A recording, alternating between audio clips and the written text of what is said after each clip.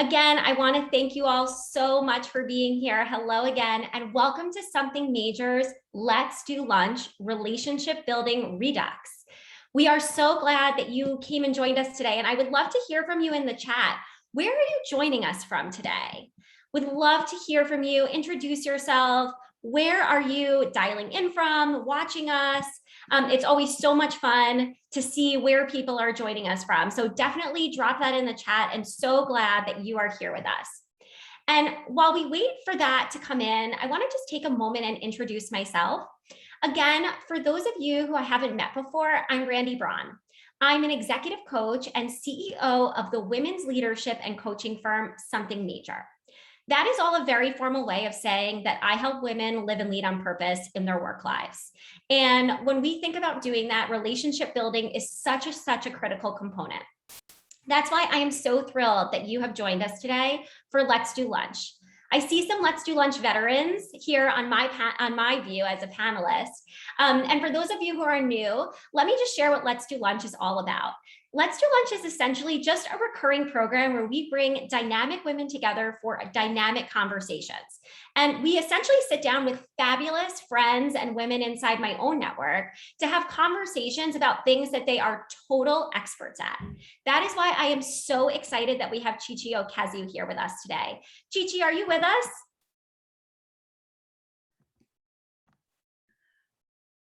Yep. Hey, everyone. Good morning, Good afternoon, good evening. Hi, Chichi. Thank you so much for joining us. Absolutely. My pleasure. And I'm just looking in the chat, and Chichi, I know you're joining us from Atlanta. I'm here in DC. I see that we have Phoenix, Arlington, Missouri. I love Joey, Capitol Hill, Washington, DC, baby. I love it, Joey.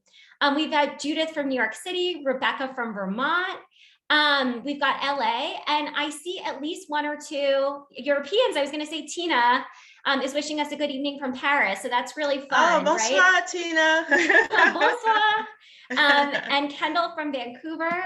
So Chichi, we are so excited to have you here. And if you'll indulge me, I would love to read the audience a little bit about your bio and your background, because we are so excited to have this conversation with you tonight. Is that okay with you, or am I going to embarrass you?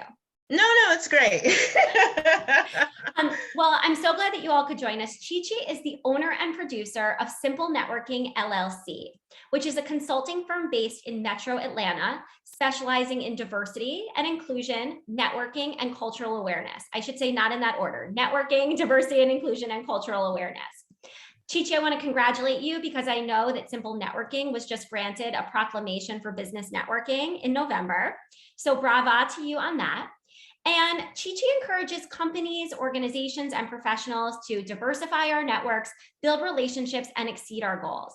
She has spent over 15 years consulting, training, sharing best practices on networking through her videos, books, ebooks, subscriptions, online courses, seminars, and has won numerous awards and been featured in an array of national publications. So Chichi, we are so lucky to have you here. I also just want to say, you know, I've said this to you, I happen to think your newsletter is one of the best ones that crosses my inbox. So I'm so glad that we could have you today with the Something Major community.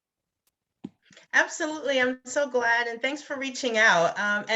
Randy and I met, I think it was earlier this year, maybe sometime last year, through our alumni association. Yes, I was just going to say that, right? This is the power of networking and relationship building. Chichi and I met in a breakout group. We literally met in a 4-person breakout room for women alumni of Emory University, of which we are both obviously alumni. And we met in a networking group, a networking conversation, had a great conversation, and stayed in touch. And so now, Chichi, thank you so much for almost a year later coming back and sharing your wisdom with our community here at Something Major. We clearly have so much interest that people are tuning in from like 7 different time zones for this conversation. So thank you again so much for being here. Absolutely. This will be exciting. I'm ready.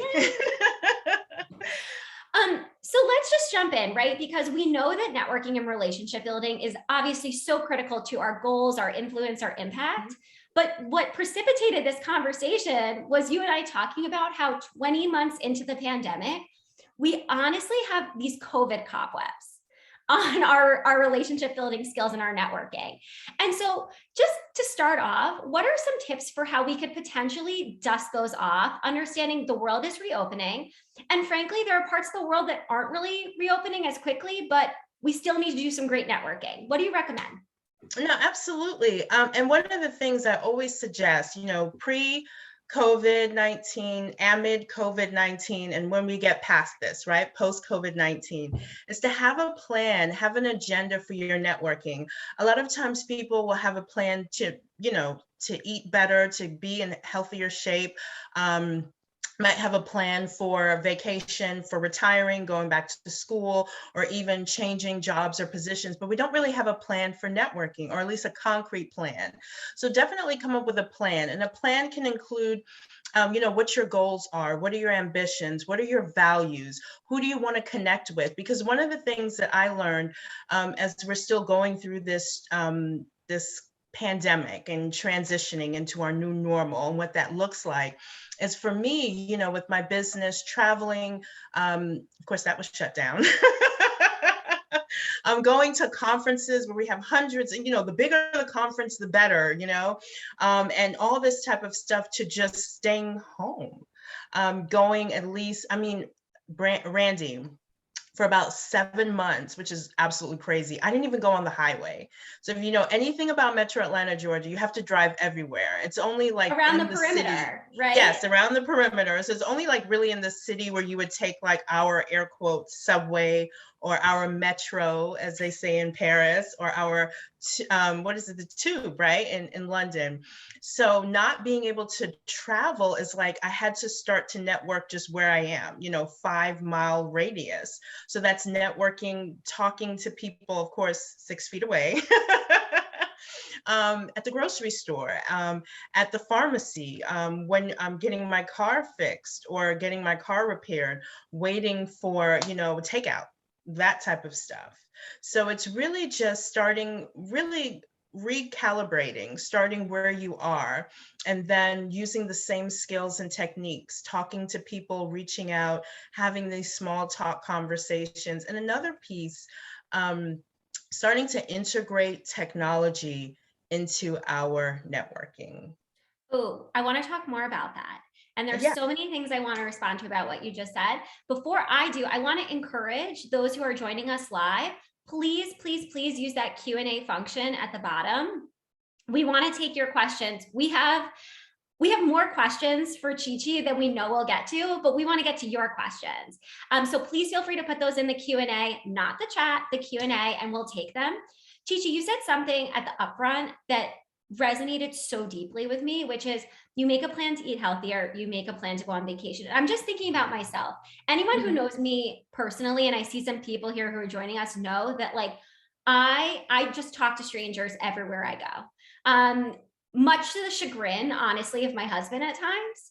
And I love that connection, but I have to be honest, I haven't thought about making a plan to do my networking, right? I've planned vacations. I've planned to see my family. I've taken up hobbies that I was like, when the pandemic gets more reasonable, I'm going to play tennis again. But I have not stopped to even think about making a plan for my networking. And so I'm curious, clearly the people who have joined us today probably also are like me, thinking about how they relaunch, how they reboot their networking. As we're thinking about making a plan, what are some of the things we should be thinking about? Are there KPIs? How should we be thinking about our goals and our impact? How should we be thinking about how to handle it when we have overpacked schedules? What do you recommend as we think about actually getting intentional and making that plan? Yeah, most definitely. And to your point, and it's not just, it's me too. When I was doing the business, it was just kind of like flowing. There's not, so when I say plan, I'm saying to actually write something down. So we're not going to keep this up here. We're going to take it and transfer it onto paper or onto your notes, your virtual notes. So the first thing, as I mentioned before, talking about integrating technology, we've got to start using apps. I like LinkedIn. So picking even your whatever platform that you're comfortable with, whether it's Twitter, whether it's LinkedIn, Facebook, Instagram, even YouTube as well. Just pick a particular platform, one or two. You don't want to get too overwhelmed.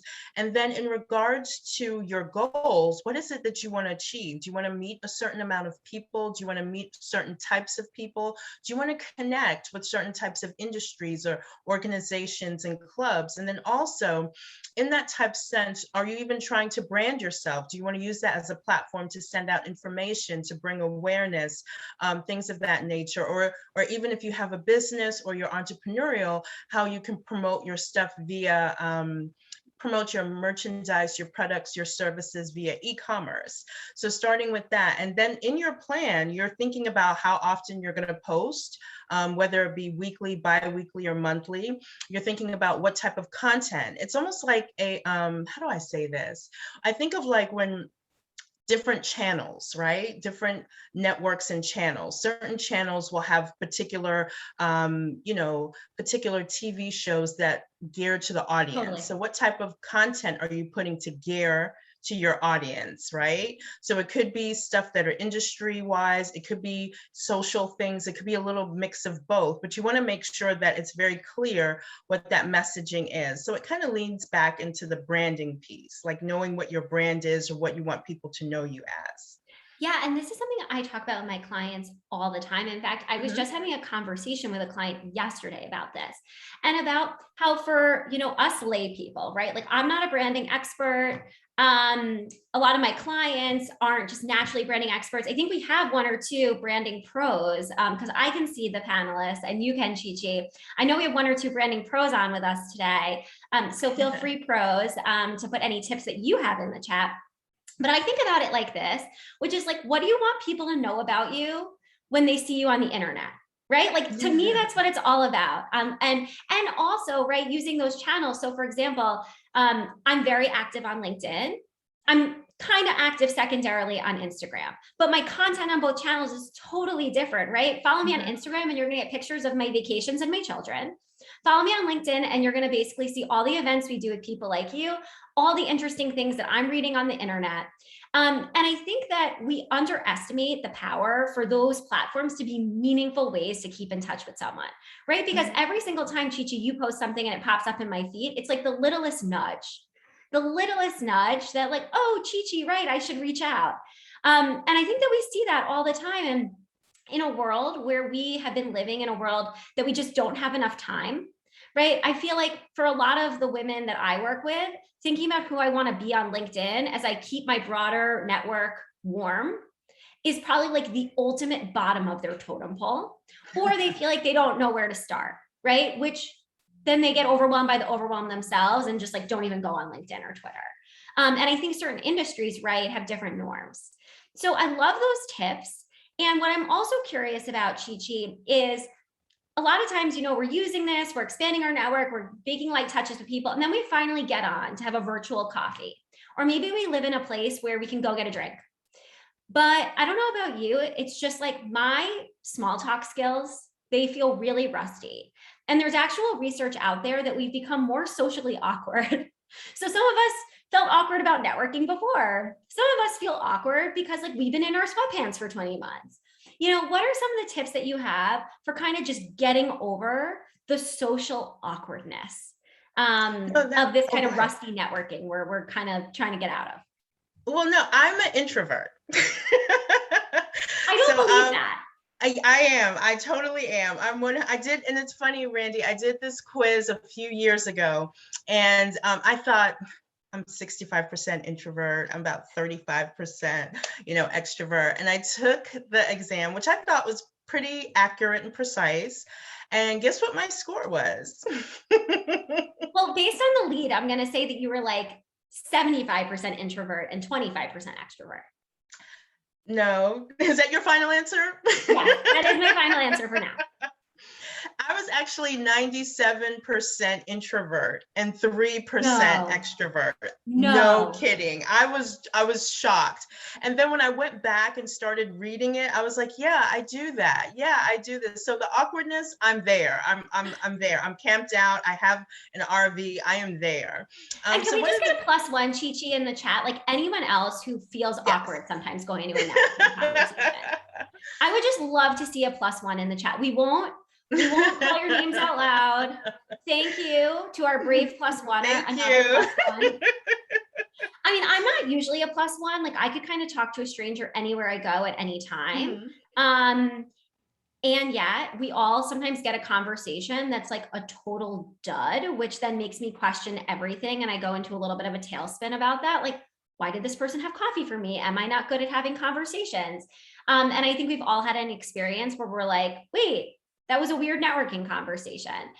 So thank you to everyone who honestly answered with the +1s, and back to you.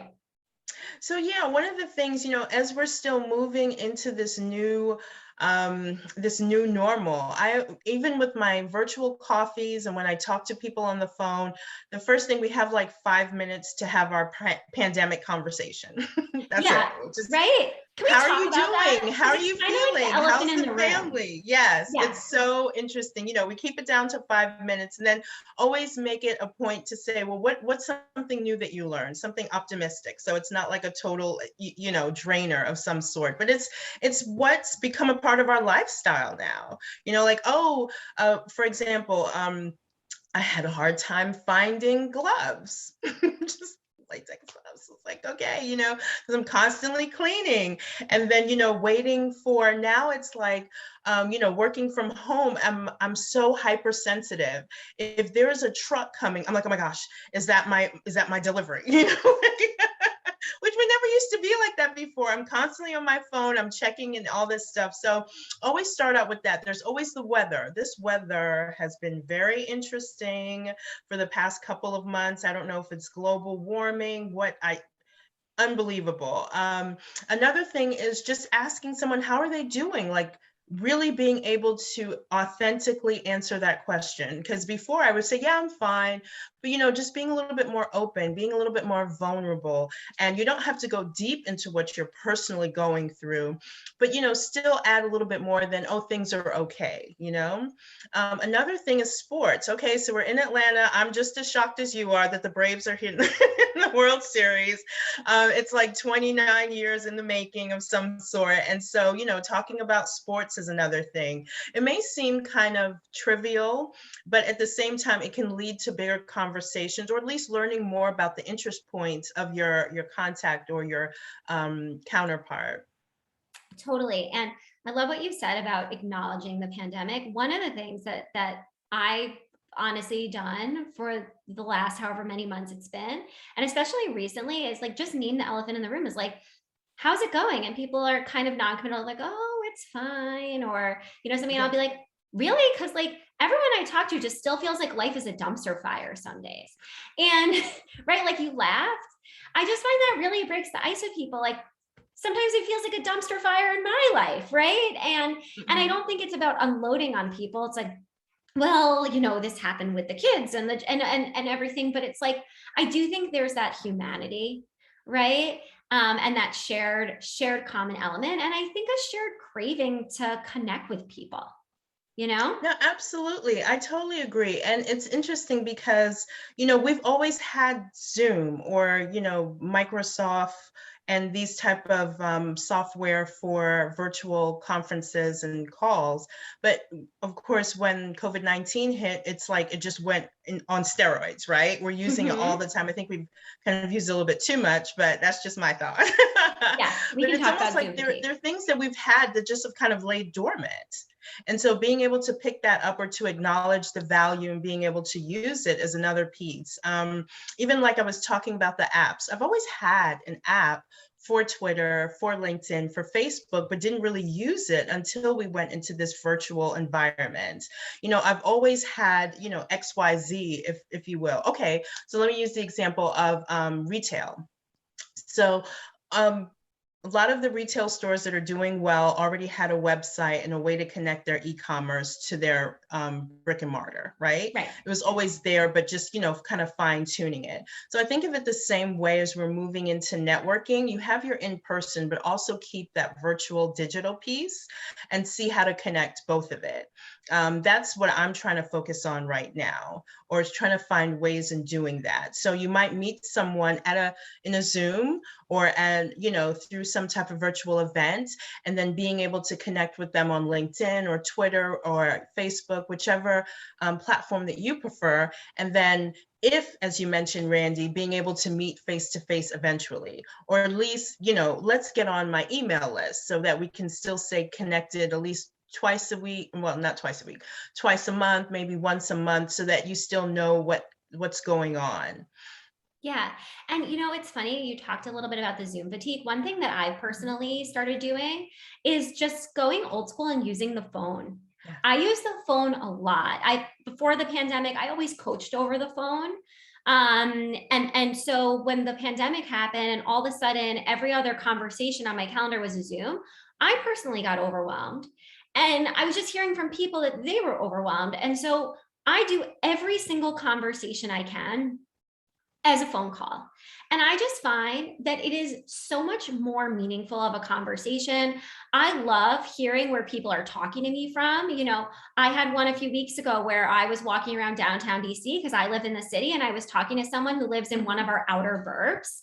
And we were just talking, you know, a big UPS truck went by, and I said, you know, pardon the sights and sounds of downtown DC. And she was like, actually, I'm walking through the woods right now. And so like, you're going to hear the crunch of the foliage. And it just gives people, I find, space for more authentic connection. One question that I have for you, and it goes a little to one of the questions we have in chat, and we're going to pop over to those in a second. Oh, but really quickly, Alex had mentioned using the voice messaging on LinkedIn. Yeah. So that's pretty cool as well. Oh my God, I haven't even done that. So great tip, Alex. That's awesome. I've seen that little microphone thing and I haven't touched it. So it's pretty good. And it does sound like your voice. Like it's not so scratchy and you don't sound like something else. Oh my goodness. Like your voice is too high or it's too low. That's awesome. No, I feel like you learned something new. And I feel like, right, we're in the midst of this great resignation. So a lot of us have been stuck under a rock in our little COVID bunkers, and now we're emerging, and some of us are looking for new jobs, but we haven't done an amazing job, Chi-Chi, of cultivating our network, right? Over the last 20 months. Or maybe we got laid off early in the pandemic and we're still unemployed. You know, how do we use these relationship building and networking skills when, frankly, we didn't kind of keep up or build a network in advance? Because, you know, the best time to build your network is when you don't need anything. But sometimes we need to tap into our network when we do need something. So how do we walk that line? Yeah, there is a recovery plan. Okay, great. You hear that, everybody? There is a recovery plan. There is a recovery plan. So if you're going to reach out to someone that you haven't spoken to, I mean, gosh, like a year or it's almost 2 years, the first thing you should do is to Google them or look them up in your feeds and see what they've been doing, right? See what types of things they've been posting and how things are going. And you can, as Randy said, you know, it's a little bit more personal on Instagram, more professional on LinkedIn, but still seeing, so you have some segue into speaking, like, oh, I noticed that you posted this picture of so-and-so, or I noticed that you did this post, or you had this event, or you attended this, because now the information and the analytics and all this stuff that goes on, you can really see and gauge a lot of people's activity on social media. The next thing is that you don't want to go, so this is a step-by-step process. Okay. So not okay, so everything. Just to clarify, step one, just do the most baseline homework of Google them, go on LinkedIn, go on social. That way, at least it's a warm opening of like, I saw your kid started kindergarten. I saw you were just on vacation with some in the Bahamas, right? So is that creepy or is that warm? Because some people worry that's creepy. It's not creepy because they posted it in public. So it's not like so that's first and foremost, right? It's public information. Right. So yeah, start there. So there's some type of connection, some type of segue, introduction, icebreaker. The next thing is that you want to find a way to set up an appointment or set up a time or something where you can have that further conversation, even if it's 5-10 minutes via Zoom. You set a phone call. It could even be email. That works, right? Where you're just reconnecting and just coming back into their circle or back into their vision. Okay, then, and so that's two. The next thing is that you want to just kind of have this kind of, I don't say frequent, but another touch point, right? So you can kind of gauge where they are. Are they able to help you? Are they the particular person? Maybe they can refer you to someone else, you know, whatever that may be. You want to make sure that this person can actually deliver whatever it is. And then the fourth step is that you go for the ask. Go for Okay. the ask. And I love that. Go for the ask. And if I could add too, one of the things that I think is really powerful, again, we talked about before, is the elephant in the room, right? Which is like, I know that I saw on Instagram that you just came back from Aruba, or I saw on LinkedIn that you just got a big promotion or something happened at your company. And I wanted to reach out because I've been thinking about you. This outreach is long overdue. And I actually want to get your advice on something. And I think that just naming it, like I did some baseline research on what's going on in your life. I should have followed up with you sooner. I've been thinking of you. And I want to ask your advice on something. I don't know, Chi Chi, what you think about that, but I find that people are very willing to help. I think it's very abrasive to say, I'm looking for a new job. Could you pass along my resume? But I think I'd really love to get your advice. I feel like people are very responsive to that, especially as we've all come out of 20 months that have been really hard times for people in different ways. What do you think about that? No, I completely agree. To your point, you want to make sure that you're not just kind of just, how do I say this? Like, you have to do that research to show that you're interested, you care, you're human, like you said, instead of just, look, this is what I need, I'm going to get it and move on, right? Because hopefully when they are able to help you in some shape or form, you want to keep that relationship going. And so this is another thing that some people don't do. And it's really to put a position or a title on the different types of people that are in your network. And when Say I more about say, that.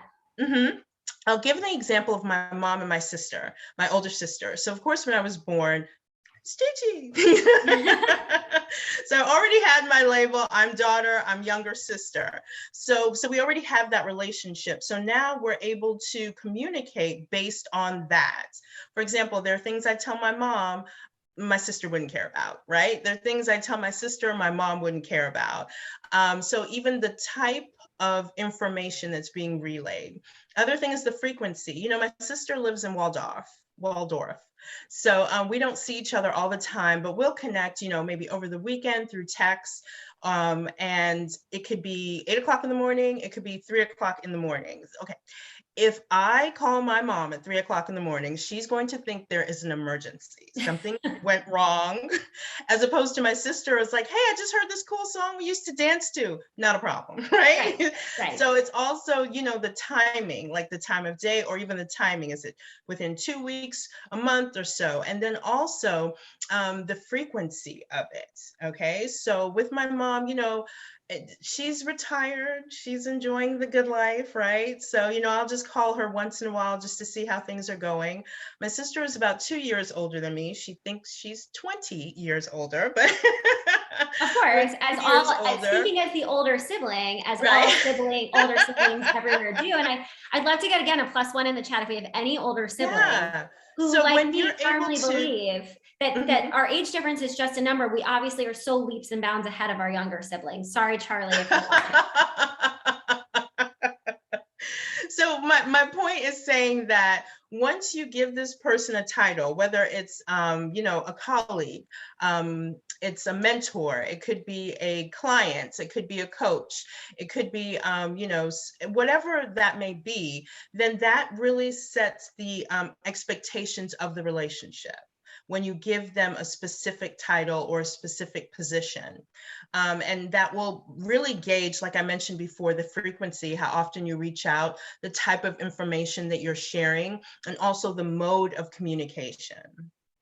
Yeah. And I think about that too, right? In terms of just thinking about my own network, right? I have some people in my network who I love to keep in touch with. They're former mentors and they're the chief revenue officers of companies, right? I'm not going to be able to keep in touch with them on a monthly basis, right? But what I think about really thoughtfully about how and when I reach out to them. Or you mentioned something in passing that I think is so important. Early in our careers, we think about networking up, right? And out. We think about networking up the chain, and we think about networking maybe in our industry, so that as we're getting ready to make these moves up, we have the network.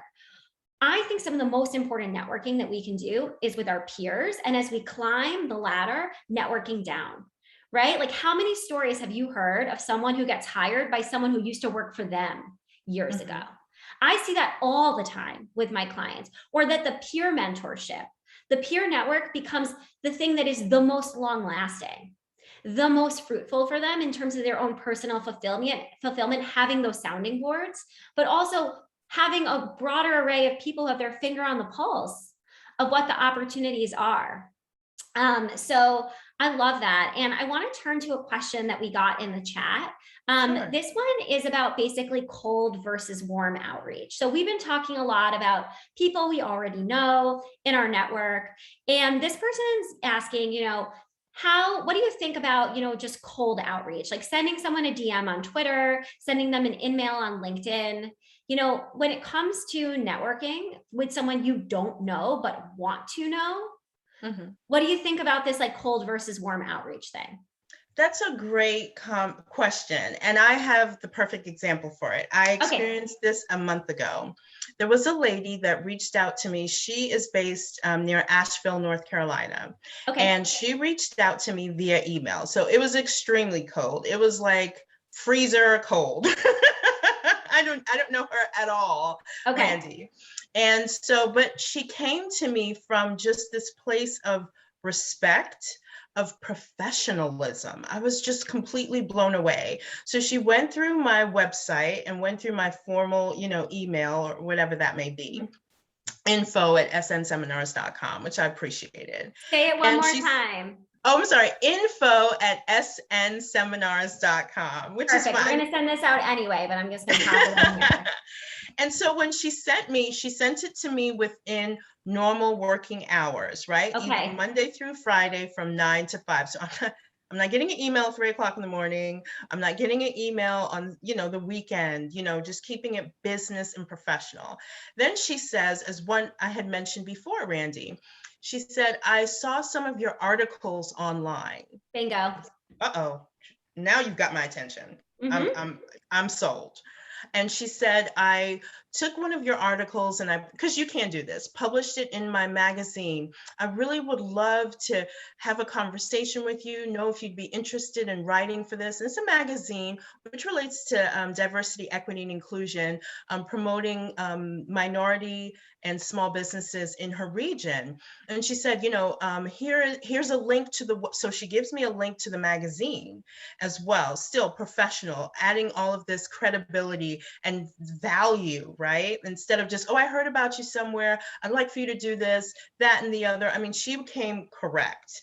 And I mean, it was unbelievable. So yes, I took the time to have a Zoom call with her, learn more about her. And then she also connected me, because that's the other piece. When you're connecting with someone, merge your networks. Hey, I think you'd be interested in meeting this person that I know, and vice versa. So the circle gets bigger, but it all started when she, first of all, just came at me from a professional standpoint. I love that. And it's so simple, right? I see this all the time with my clients. They feel very overwhelmed at the thought of reaching out to someone they don't know. Am I going to impose? Am I going to be abrasive? Are they going to think I'm just some spammer who's ending up in their message inbox? And I think you nailed a few important things, which is like customize, right? Yes. She did her homework. She customized the email. You nailed the piece about respect, right? Which is like, she didn't email you at 9:00 at night. She didn't email you in the middle of the night. I think that that's so important. And she led with value. I have to say, like, I was just having a networking conversation not too long ago, and the person did some of the same things. Like, they reached out, they shared their personal connections, but then when we got on the phone, the first thing that they did was launch into a pitch for something. And I was like, whoa, I thought we were having a networking conversation. And I think that being artful, right, about, why you're connecting, but also transparent and direct. Like, if this person had honestly said to me in the email, I read about your work.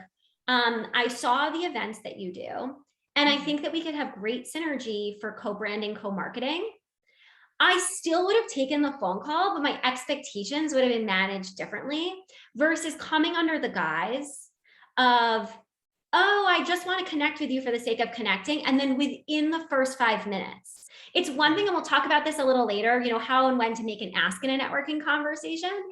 It's very different the last 5 minutes than it is the first 5 minutes. Don't you agree? Absolutely. Yeah. And I just want to tell one story too quickly.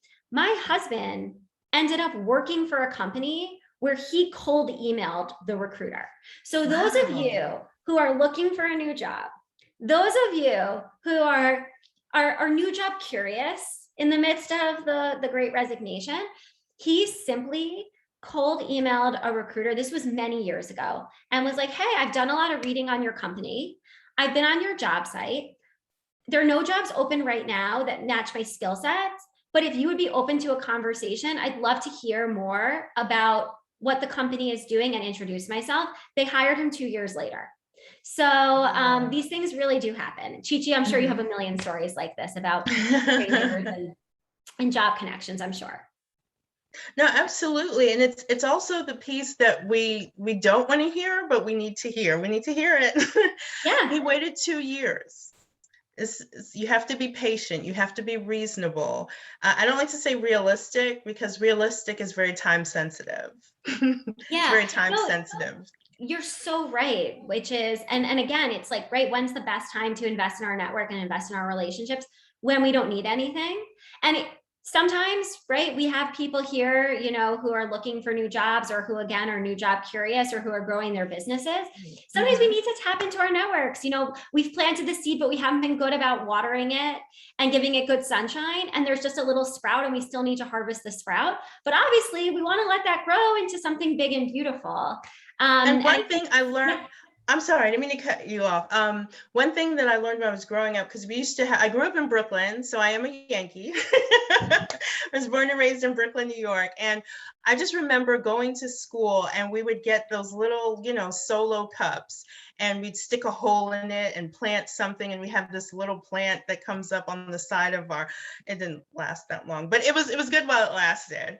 And the thing is that, when I got older, I read this and I totally believe this, power of words, in the type sense of, yes, you can put it by the window, it gets the sunlight, you make sure that you water it, give it enough water, and then also speak to the plant, talk to the plant. They did an experiment where they had, everything was controlled, and there was just one instance where, or one, like exhibit A, the person spoke to the plant, and then the other plant, exhibit B, didn't speak. And there was a difference in growth, believe it or not. That is crazy. So even when you're doing this, just speaking to yourself, encouraging yourself, having these positive affirmations, this is not like frou-frou stuff. This really does work. Yeah, and I think that there's an element of this, which is just connection, confidence, right? And I'm seeing in the chat that so clearly resonates with people. Great. Thank you, Dee. Yes, thank you, Dee. Dee, thank you. Dee's we know Dee. So Dee, thank you. Oh, we cool. always love having you here at Something Major events. And thank you for your awesome participation always in our chats. Chi-Chi, speaking of audience engagement today, we have another question in the chat, the Q&A box. So this one comes from Jennifer. For someone who already has a job, this is coming, sorry, let me rewind and reread the question. She said, I already have a job, and this is really more just about keeping in touch and keeping in contact with the people in my network, right? So Jennifer's not looking for anything. How often, she's asking, should she be in touch with her network? When is she being overbearing? And I have a feeling you're going to talk a little bit about some of this kind of network segmentation. Is there a right answer here? What's the right answer here? No, I mean, it's a great question, Jennifer. First and foremost, as I mentioned before, take these particular people, your coworkers, and give them titles and positions. Not that they already have, but how you Right. see them in your network. The next piece is once you're able to do that, then that sets the expectation of how frequently you should talk with them, what you should be saying, and how you should connect.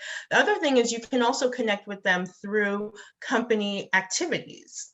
Right. So, just even if there's a HR department, hitting up the HR and finding out what activities are going on, and that's social learning, volunteerism as well.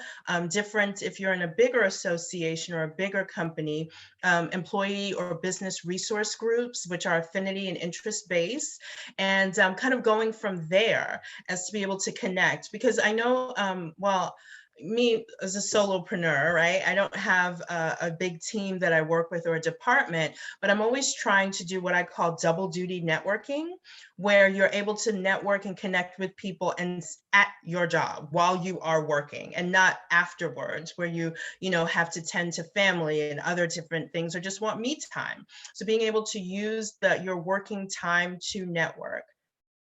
Yeah, I love that. And I remember, earlier on in my career when I was trying to be thoughtful, I remember, I don't know where Jennifer is in her job trajectory, but I remember being in a job and thinking to myself, I love this job now. I see myself in 2 years, like there wasn't a lot of room for growth in the organization. And I was like, man, like, what do I need to think about today for tomorrow? And I remember making a list of people, of like people who I just wanted to keep in touch with. And once every like 6 months, I would just go through the list and send them an article. Right. So, and it was just the simplest way. But I love what you're talking about too with social media and it being passive. And I really think that as women, we oftentimes, and I know that we have some men here, some allies. Shout out to Joey, who comes to all of our amazing Something Major stuff, and is such a champion. Joey, we love you. But oftentimes when I'm talking to my clients and I'm talking to my friends, there's a sheepishness in putting ourselves out there, even in the way that we use LinkedIn, the way that we use conversations. And I find, again, to your point, it's so powerful to passively keep in touch with people on LinkedIn. When you post 3 times a week on LinkedIn or on Twitter or Instagram instead of just once, you are kind of keeping in touch with people. When you like something, you're keeping in touch with them. When you comment, you're keeping in touch with them. And I've had so many people who I've connected with recently who I haven't seen since the before times, let alone maybe spoken to. And I've said, what's new? I feel like I haven't spoken to you for forever. And so many of them say back to me, Chi, I know, but I follow you on LinkedIn. So I feel like I know everything that's going on. And like, we should all kind of think about that, right? What do we want people to know about us? Because keeping up is a two-way street. And it's not keeping up a facade. It's about thinking about how are we the most authentic version of ourselves in the internet, so that when we get to the conversation, there's something primed there. What do you think about that? No, absolutely. Another thing, we need to take advantage of tagging people. Yes. When we Can you see talk about this? Yes, Please. when we see an article that we like, when we see something and someone in our network has posted, you're like, to your point, let's make a comment, let's like it, let's share it, and let's tag somebody in it. That's a great way to stay in touch passively or assertive, not really passive, assertive. The other thing is back to the branding. How do you want people to know you? And I think about this, I don't want to be morbid here, but when people have passed, you think of when they're talking about this particular person, they're talking about what this person has achieved, how they've shaped their character and their career, their life, however that may look like, good or bad, Right. but they're talking about the things that they do. And networking, I truly believe, is a vehicle for promoting your brand. And the example I'll give is I used to teach French classes at Georgia Tech in the evenings. Yeah, we forgot to tell the audience, we forgot to tell our participants that Chi is trilingual. So if you weren't already impressed enough by her, just keep going, Chi. Oh no, so English was my first language. My parents are Nigerian immigrants. So they came to the United States in the mid 60s, and I learned their language, Igbo, their maternal language. And then I picked up French when I was in school. Just cause. And so Well, that was a culture. So when we started elementary school, we had to take a foreign language. So it wasn't up for discussion. It was like taking math, history, and science. So, and so I just stuck with it. But in any case, when I would teach these French classes in the evening, I would always ask at Georgia Tech, and then also I taught, or I would go in and talk to students at Emory. So if you're familiar with Emory in Atlanta, as well as Georgia Tech. So please stay with me. This is really good. So I would ask the students at Georgia Tech, name some French brands, some French trademarks. So the students at Georgia Tech would say Bic, Air France, Peugeot, right? And then I would go on the Emory side and I would ask, name some French brands or trademarks. They would say Chanel, Cartier, Perrier. They all had different answers, but they answered my question correctly. They just answered it to their brand. So you have Georgia Tech is more industrial. They're more, so they're saying air, because there's a school for aerospace engineering. Why wouldn't they say Air France, right? They have different mechanical engineering. So that's why they're saying Peugeot. And they also said water, but they said Avion, not Perrier. They didn't say Perrier, they said Avion. Avion is just more practical. It comes in a plastic bottle, very structured, and as opposed to Perrier, which is bubbly, right? Or de l'eau gazeuse. That's French for carbonated water. But it sounds so beautiful when you say it. De l'eau gazeuse. And so, but the bottle is like, it's glass, so it's a little bit more delicate, has that lifestyle and shapely, right? So when people ask you questions, I really challenge everyone on this call and those that will be watching it when it's in demand, right? Answer the question according to your brand, according to the way that you do things, according to your beliefs, according to your skills and your knowledge and your ability. So I think that is how, and once you start doing that, you'll start to post that way. You'll start to write that way. You'll start to talk that way and really integrate that into your lifestyle, because that's really how people are going to remember you. I love that. And I have a client who was looking for a new job earlier in the pandemic, really uncomfortable with networking, really uncomfortable about the fact that a lot of her networking conversations were because she is looking to make a transition in her career right now. And it just felt like this ick factor for her, which we've talked a little bit about so far. And she felt like she had nothing to give back in these conversations. And what really kind of moved the dial for her was getting more comfortable talking about the things she's genuinely interested outside of work. So for example, she's really, really interested in this one era of European history. And so when people would ask her, what have you been doing over the pandemic? She'd talk about, I'm reading this book, I'm reading this docuseries. And not every single person was interested in the same kind of niche history of Europe, but it unlocked like, oh, that's so interesting. Actually, I took a trip to England. Or, oh, I haven't seen that on Netflix, but I am obsessed with Tiger King right now. And let me tell you, Tiger King can be more different than what she was talking about. Right. But it humanizes this, right? It's like, I'm a human, you're a human. Let's have a human conversation. And there's so much that we get wrapped up in this like relationship building. And so it's almost ironic that we're having this whole conversation about strategy when at the end of the day, some of the best advice, like you just said, is just be yourself.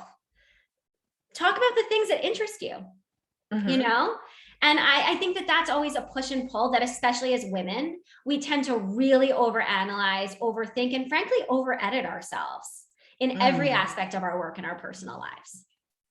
No, I agree, because I feel like, and it's just me, so it's my personal opinion, that you don't want to show too much. If you're too empathetic, then you might be soft. But then, I think of Oprah Winfrey. And I think of when I heard that she lost a job because she was too caring, or they said she cares too much. So let's see where that's gotten her now. So it's like, think of this caring piece or this empathy. It's a form of leadership, really.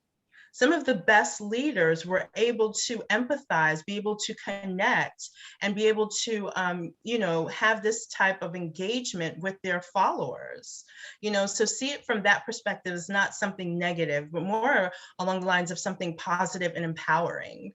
And like I said, you can do it in a way where it's not too overwhelming, but you still get the humanizing piece, right? You're still being a human, and you're not just, I wouldn't say like you're being hard, but you're not like acting like, in the case of networking, like it's disconnected or you're not connected. Totally. Totally. And this is so clearly resonating with folks in the chat. I want to invite everyone. We have a few minutes left to take any final questions from you all. But Chi Chi, it's so funny. Earlier in the pandemic, without even thinking about it, I just posted a video of myself on LinkedIn wearing a leopard bomber jacket. It sounds really weird. It's a really cute piece. I'll wear it the next time you and I have a virtual coffee. And I got Please do. I love leopard. I love leopard. And I got a text from a friend, and it was really funny. She goes, "Only you could get away with wearing a jacket like that on LinkedIn." And I actually wrote her back. I was like, I don't think that's true. I mean, sure, right? I'm a women's leadership coach. So like, I'm my own thing. I don't work in some big corporate culture. I can wear whatever I want. And things like that are quote on brand for me, right? But I think that I think that usually, like, when we feel like we can't dress the way that we want to dress and we can't say what we want to say, usually there's something bigger happening there around we're feeling a need to contort ourselves to be some kind of square peg through a round hole. And when we think about the kinds of clients we want to have, if you run your own businesses, I know we have some entrepreneurs here, and you think about the people who you want to be affiliated with in your professional network, we want to find people who we connect with, right? Instead of trying to contort ourselves to be what we think they think we should be. Like, I can't even follow that logic. That's how they think we should be. No, you're right.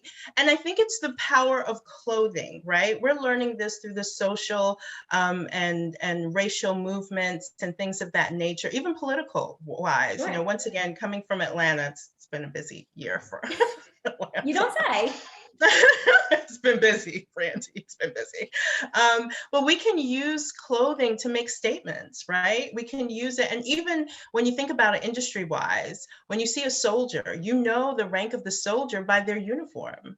Same thing with a priest, same thing with Girl Scouts, Boy Scouts, So we've always used clothing as a form of expression. So yes, power to the leopard skin. The leopard print. And this is clearly really resonating with people. So maybe we need to have a panel discussion on like clothes and brand. I think so. That would be awesome. I think that there's just something that's so intrinsic here about connection, right? About just like when you get on the phone with somebody to, like I was on a video chat with someone and they had the most amazing glasses. And if you're here with me today, you know who I'm talking about, because this person may or may not be here right now. And I couldn't even get on with our conversation until we talked about her glasses. And I think that we tend to, again, just self-censor ourselves. And is it unprofessional if I compliment their headband? Is it unprofessional? And I think that we just crave this connection. One other thing, Chi-Chi, I saw you posted about this and we had a conversation about it at the time. I think we've also lost the art of like just picking up the phone and calling people. That's something I've personally started doing during the pandemic, which is like 9 out of 10 times they actually don't answer. And you just get to leave a voicemail, right? Of like, "Hey, Chi-Chi, it's Randy Braun. It's been forever and your story crossed my newsfeed. And I just thought I might catch you in between meetings to say hi. Give me a call back if and when you have a chance." I think that moves people, or when I have caught people live, they're so delighted. And so in this world where we don't have a lot of chance encounters, any kind of final thoughts on like just kind of doing some old school stuff, like picking up the phone without an appointment or being informal? No, absolutely. It has been so interesting. And, even as we're, like I said, going through this new normal, for me, getting something in the mail, now Yes. just a handwritten anything is just like, I will stop what I'm doing because it's good exercise. So Just true. walk out and just read it. Like, oh my gosh, and that's what I started doing with my friends, my hallmates from school. Oh, Now that we were, in the house and things like that, I was like, you know what?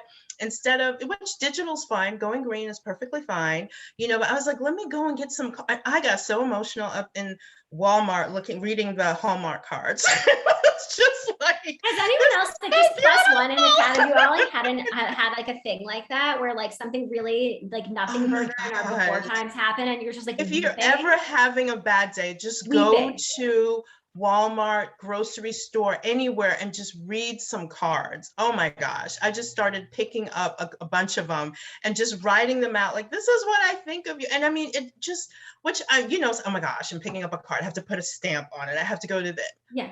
wonderful. Absolutely wonderful. Oh Something, my right. gosh. And the research shows us that we actually get energy by giving back to people like that. So, Mhm. Chi, we have 2 minutes left. I want to bring our conversation to a close so that we can tell people how to keep in touch with you, how to keep in touch with us.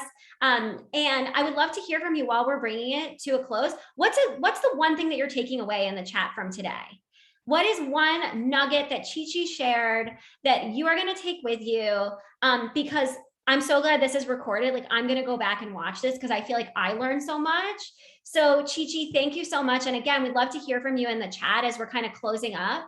What is one thing that you're taking away from today? Like just a small thing that you're going to say yes to doing or say no to doing. So maybe like, I'm going to say no to being intimidated about reaching out to people, or I'm going to say yes to just getting more active on LinkedIn. And while we wait for those to come in, again, Chi, thank you. I put your email address in the chat. We're going to send out an email Yes. with your website. And I want to encourage you all to please sign up for Chi newsletter. It really is some of the best content out there on this topic. And I want to also invite you to come to some future Something Major events that we have going on. So Chi, I hope you'll join us on New Year's Eve. We're going to have we're having a New Year's Eve party at Something Major on the internet. And we're going to be doing a goal setting workshop at 1 p.m. Eastern, 10 a.m. Pacific for our European friends. That's 6 p.m. London, 7 p.m. Paris. So join us for that. And we're also going to be doing a working moms panel on November 17th on what the heck we can expect next in this next phase.